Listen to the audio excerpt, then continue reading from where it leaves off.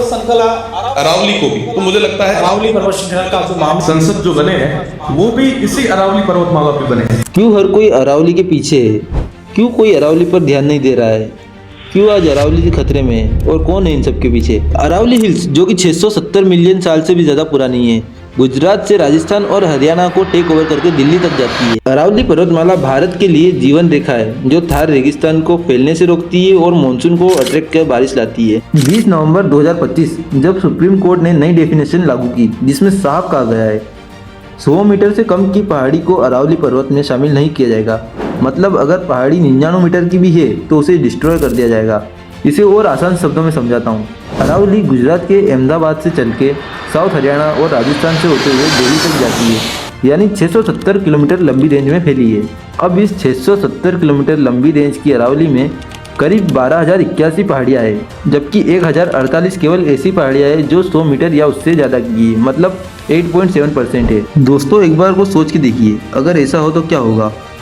चलिए मैं समझाता हूँ। जो अरावली सालों से थार रेगिस्तान को रोके हुई थी वो अब और ज़्यादा फैल जाएगा। क्लाइमेट चेंज बार बार होगा, एयर पोल्यूशन बढ़ेगा और जो अरावली वाटर रिचार्ज करती थी वो बंद हो जाएगा, यानी जल संकट। अरावली के खत्म होने से जंगली जानवर सिटीज़ में आएंगे जिससे इंसान और जानवरों दोनों को खतरा है। और सबसे मेन, जहां दिल्ली में AQI 300 क्रॉस कर चुका है वो AQI आगे जाकर 1000 का आंकड़ा पार कर जाएगा। मतलब सीधा सीधा कहा जाए तो दिल्ली में लिविंग लाइफ जीरो। नदियां जैसे लूनी और साबरमती सूख के खत्म हो जाएगी। माउंट आबू और गुरु शेखर जैसे नेचुरल ब्यूटी भी खत्म हो जाएगी। चलिए अब आपको बताता हूँ इसे काटा क्यों जा रहा है।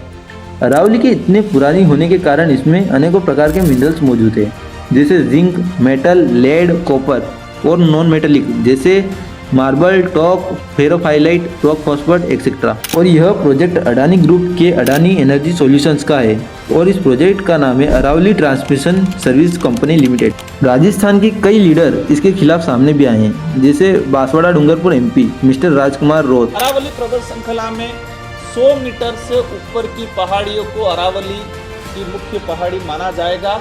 और मिस्टर रविंद्र सिंह भाटी सी विधानसभा MLA।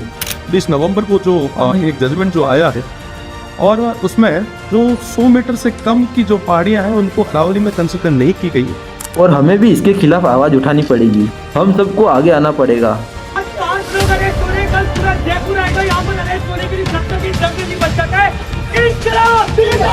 गुड़गांव, हरियाणा, कोटा, जयपुर जैसे शहरों में इसके अगेंस्ट प्रोटेस्ट भी चल रहे हैं।